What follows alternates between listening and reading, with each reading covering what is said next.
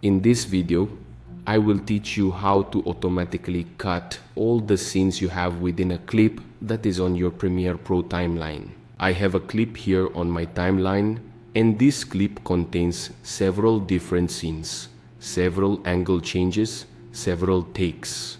So instead of trying to manually cut all of this and risk losing some precision, Premiere Pro can do it automatically with the best possible precision. Right-click on the clip, then click on Scene Edit Detection and probably the option Apply a Cut. That is detected cut point will already be active, and then you click on Analyze. Wait a few seconds and it's done. Premiere Pro made a cut in each scene it identified here in the clip that is on the timeline. In this second option, you can also create a folder with several subclips for each cut that Premiere makes, and you can also create a marker at each cut that Premiere detects. For more tips like this, leave your like, subscribe to the channel, activate the bell, and watch this video that is appearing on the screen now. See you soon.